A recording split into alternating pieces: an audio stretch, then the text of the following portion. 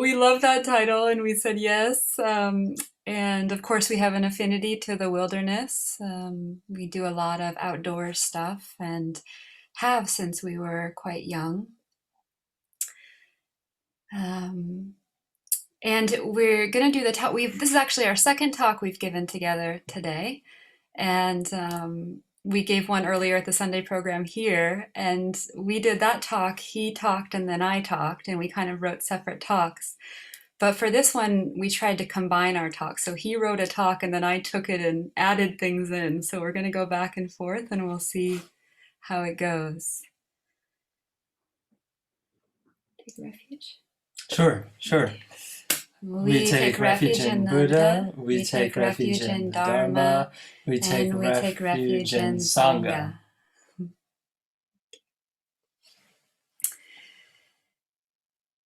So I wanted to start with, what does mind mean? So we have wilderness of the mind.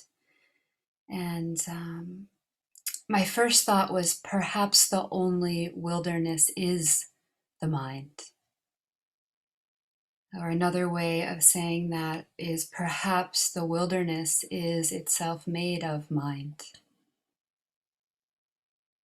Our ancestor Bodhidharma says in the Bloodstream sermon, everything that appears in the three realms, so everything that appears in past, present, and future, comes from mind. So when we usually say mind or my mind, what are we referring to? Usually we're referring to our thinking mind, to our thoughts, to our stories. And when Bodhidharma says everything that appears comes from mind, is he referring to the thinking mind? And perhaps he is. We create the world through our stories, through our concepts about it. For example, a newborn baby or a young child, you can put them in front of the mirror and they don't know that that's them because they don't have the concept that is me. Or you might notice, like when somebody walks into a room that we're in and we have seen them before, or we know something about them, or we have a relationship with them, immediately we have a feeling tone associated. We either feel safe or we feel subtly threatened.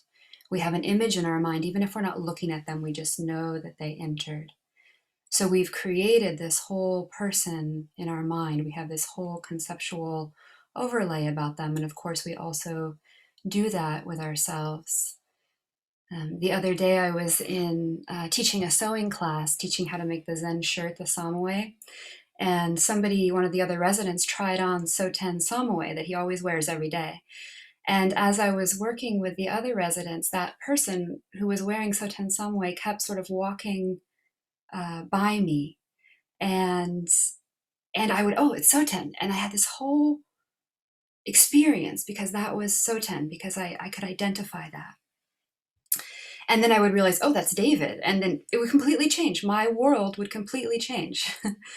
And so we can see this, how we create the world through our thoughts, through our concepts, through our thinking mind. And we create some pretty wild worlds.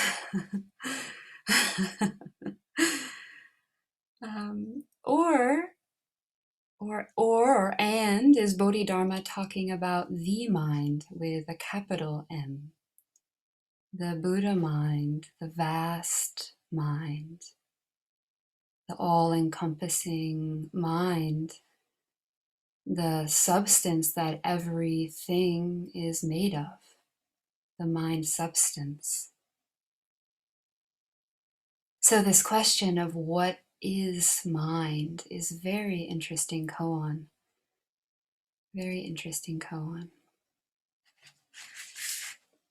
My turn? Your turn. Oh. I'm going to talk about wilderness rather than mind. And I'm not going to go by what I wrote here because it bores me a little bit. I was looking around at everybody's squares, and including our own, and appreciating looking at all of our boxes in the context of a talk about wilderness.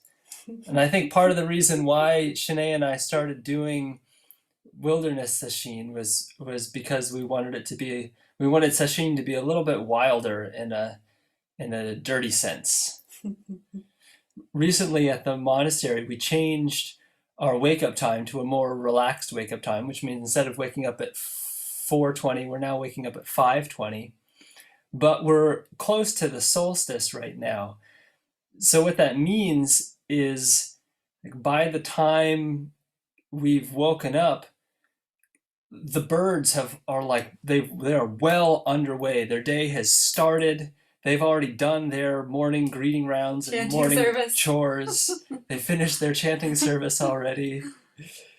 And if we were sleeping outside, we would have never slept in that late because the birds would have woken us up. But because we live in a cave with very well done electric, such that we can make it light when we want. But because we live in a cave, the light of the sun doesn't wake us up necessarily, and the sounds of the birds don't wake us up necessarily. So in part, we started Wilderness Sesshin because we wanted to do a retreat that was really in accordance with that rhythm. Not because it's better, because if we join that rhythm for, well, longer than we want to, we quickly understand what we like about our caves, because our caves are very nice. We've been evolving our caves as a species for 10,000 years.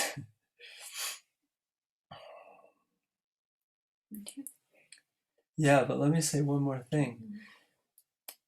Before we changed our wake-up schedule, there was a morning, and we were waking up at 4:20 at this time, when we had a power outage after a windstorm. Our perimeter lights around the building are on a timer, and they turn on at a certain time. And we were waking up at this time just a little bit before the birds, such that right when we would enter the meditation hall, the ruckus would really just start right at the beginning of our meditation period. It was great. But on this morning of the power outage, the ruckus didn't start until half an hour later, until the end of the period. And I realized that we have been waking up the birds with the lights around the perimeter of the monastery.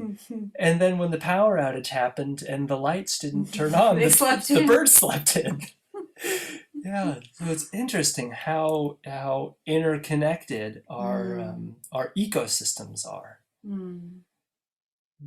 Yeah, and that interconnection is, I think, one of the lessons of Dharma, of presence practice, and also one of the lessons that we learn going out into the wild or when the power goes out. And something else Soten said reminded me of one of my teacher who taught me to go into the wilderness. My first Zen teacher, we would go on these meditation retreats, not quite sesshin style, a little more relaxed. And he would say that you go into a place that is uncontrived by human thought. So if you think about it, almost everything that we have in our homes is made from human thought, is planned, is produced and used from the thinking mind in one sense. And when you go out into the wilderness, nothing there was created from human thought or for human beings' comfort. And so there's a kind of Dharma that comes from being in an environment like that. And of course, we can have that even just from going outside or looking at the sky, that it kind of breaks us out of our obsession with our story and with our thoughts that are all about what is best for me and what is best for human and what is best for comfort. So that's one of the powers of going into the wilderness. And my teacher would often say that you don't actually have to have such formal practice when you're in that deep of wilderness, because it kind of does the practice for you. And so part of the reason why we have to impose so much formality is because we're living in this world of human story and thought, and we have to intentionally sort of be still and return to that uncontrived place. Do you want to do I could any of say, yeah, I this? could say more Okay, about go ahead. this. I could say more about this. So, by definition, like in our language, wild refers to what is not uh, contrived by civilization, has not yet been civilized.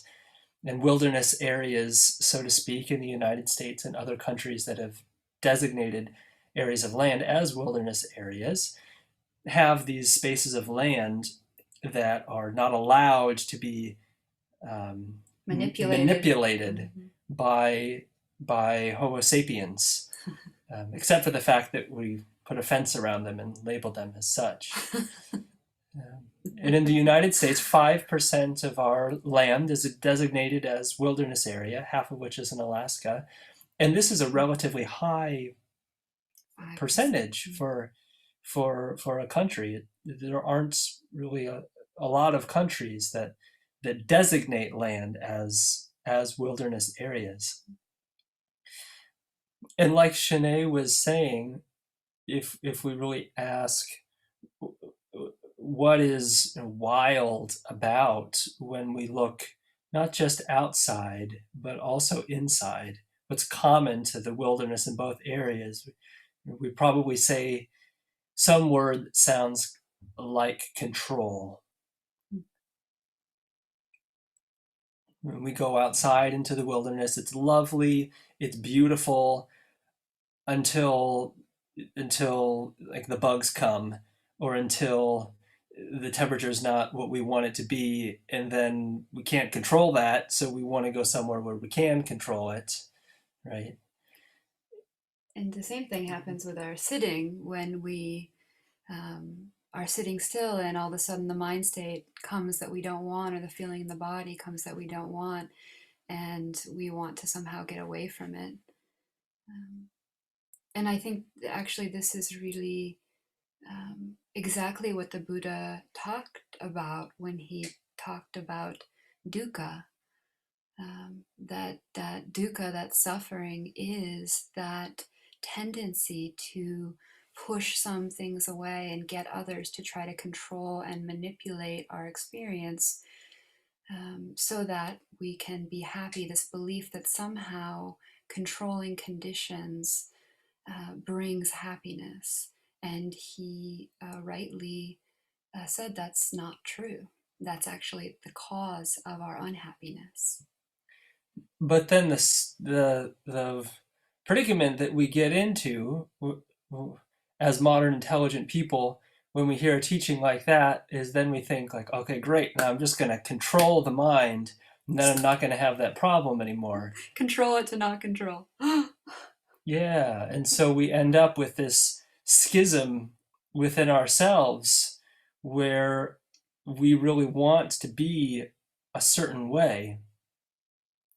We really want to tame our mind, to use a verb that appears so much in Buddhist literature. Tame the monkey mind, tame the wild elephant,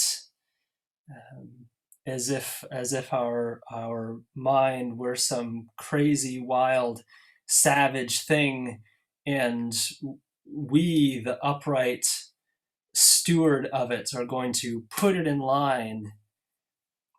And this is a very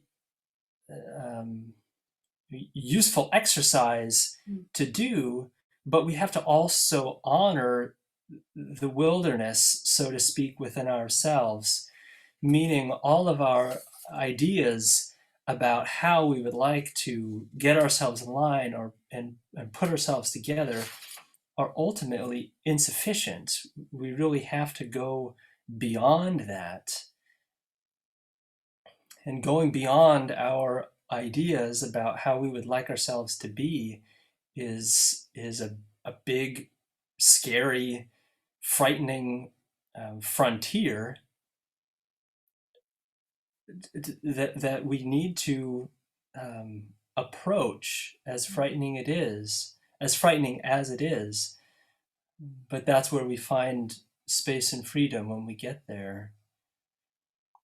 And of course, going into wilderness areas is one way of accessing this in ourselves, because we find ourselves in an environment that all of a sudden we can't control so much and just have to surrender to. And the cold is really, really cold, and the heat is really, really hot. And when the bugs are out, the bugs are out. That's it. And they just eat your skin. And there's not much you can do about that. So we really just have to surrender. And the same thing can be said for sesshin, or for sitting a meditation period, that we put ourselves in this form and with the intention of receiving what arises, of focusing the mind in the present and allowing what emerges in the present to surface, and and allow that mind to become that inclusive mind, that expansive mind that doesn't reject even rejection, that doesn't fear even fear. Soten wrote this line in this talk, which we really haven't been following, but Yeah, no, I want to you want start. to talk Yeah, I about want to that? Okay, start. and then I'll go from that. Yeah. Yeah, I'm going Mm-hmm. to go back to what I wrote here because I think I need some grounding. Um, I was reflecting on beautiful creatures, and as oh no, one important thing first. I don't know what the weather's been like in Corvallis, but up here it's been very tropical, where we have very thick, hard, heavy rain for 10 or 15-minute bursts, interspersed with 75-degree weather. And I mean, that's what today has been like all day. And we've been having a lot of that for the last month. And it's frightening. It's really frightening. I realized that, speaking of control, one of the ways that I was exhibiting control was by having faith in the 4 season cycle, and what the 4 seasons are kind of like, and what winter is kind of like, and what spring is kind of like, and what summer is kind of like, what autumn is kind of like. And you can expect that things will be a certain way when you're in the Pacific Northwest at a certain time, and you can expect that things will be a certain way in California in this month, because that's the way that they've always been. And I was educated when I was doing biosciences in third grade about the 4 seasons and what they are and what they're like. And it's completely not the case.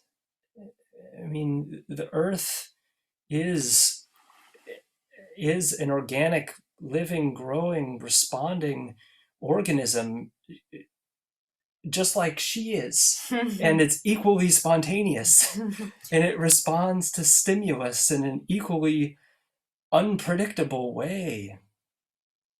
And I realized that this idea I had about the seasons was just completely a myth. And I have no idea what's going to happen. Yeah, and this exposes us these, and this is when we go on our wilderness retreats. This is something that comes up: this fear of death, fear of bad weather conditions, and this exposes um, our tendency to take refuge in that which isn't reliable.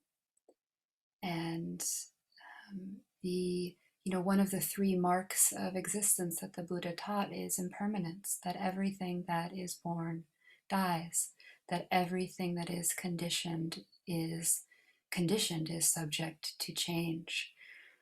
And so we can't rely on it. Um, we can't preserve the wilderness necessarily. We can't preserve our bodies necessarily.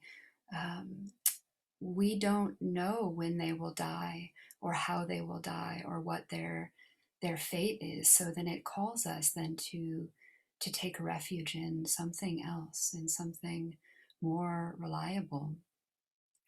Can I do the bit on? Yeah, go ahead.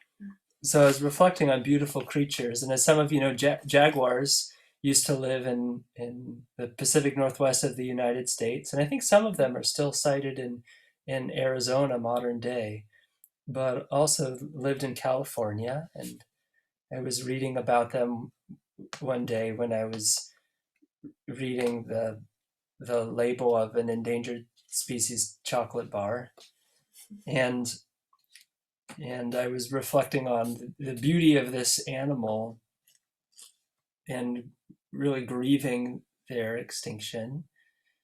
And you know the feeling when you hear about specific animals that are on the brink or really have passed, especially large animals like the rhinoceros, and it really hits the heart really hard, especially if it's something that you've had some kind of at least imaginative relationship with since a child. Like big cats like that, especially having heard that like they used to live where I used to live. Wow. And I grieved the fact that this beautiful cat might go in my lifetime, and that the universe would then be without it. I wouldn't really have the opportunity to observe this beautiful thing. And not just that I wouldn't have the opportunity to observe this beautiful thing, but like I said before, the whole universe would be without it. And I was sitting with that for quite a while. Like actually sitting with that grief, contemplating extinction, knowing, like I think Shinei just said earlier, that yes, there are some things that are more threatened than others, but we're all on the extinction list, just a matter of time. At some point in time, whatever's in the future might refer back to the era when there were these things called trees on Earth. Everything's just here for a matter of time. But I had this really faith-giving experience sitting with that, and I'll refer to the words that I wrote here. It was like the jaguar and I, even though I've never seen one in person, it was like the jaguar and I were two melodies of the same functioning tune, and that all of the beauty of this creature really lived within me in a perfectly clear and tangible way. Another way I might describe this is, of course, the jaguar and I will disappear someday, just like all beautiful melodies do. But the mind of the composer is palpably ripe and pregnant and alive and here, and in this moment contains so much more than the jaguar and I, such that what this beautiful animal, or what all beautiful animals, beautiful anythings, essentially are, I can't be separated from, and therefore can't lose or be without. And it offered me a lot of completion in the processing of this particular grief. So I think what Soten is calling the composer is perhaps what we often call true nature. This basic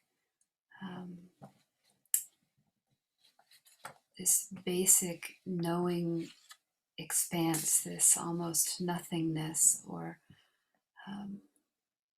if you imagine what the earth is held within, what is that? Or what all of our thoughts, all of our manifestations of mind and body happen within that space. That's kind of like the source of the wilderness, or the source of the mind. And in his writing, he talked about touching into this source as being scary. No, not this way. Turn back while you still can. This isn't who you are. And so, most of the time we sort of hold fast to our ideas about ourselves and our ideas about how the world should be, and we fear entering in to this space of not knowing. And the space of not knowing is what entering the wilderness sort of invites us into. When we go on our wilderness retreats, we don't know what weather we're going to have. We don't know what animals we might confront. We don't know the conditions like we can predict so kind of thoroughly in our caves, in our cities, in our towns. And of course, we can't really predict them, and they're not reliable, just like with COVID, how it just happened and all of a sudden everything changed and we didn't even know where we were going to get our food. So to find this refuge and this source is essential, and really is what I see that we're doing in our meditation practice and in our inquiry practice, is finding out this true refuge. And Soten called it this great quiet freedom. That's probably your line. No, you wrote this great quiet freedom up here. Okay. He says, but when our distaste for the civil, when our longing for new frontier is strong enough, we endure the panic of ego loss. We surrender who we thought we were for a moment and find ourselves in the great quiet and freedom of new territory. And so this free fall is unpredictable, and it's dangerous, and it's also beautiful and relieving. I love the awakening story of Deepa Ma, the great Burmese meditation master. She said about her experience that completely shifted her life, that she just in a moment, all she could say about it was, I simply did not know. I simply did not know. Maybe that's good. Yeah. Okay, how long shall we talk for? Is this the length or? This is perfect. Okay, great. Yeah, okay, that felt good. And I think that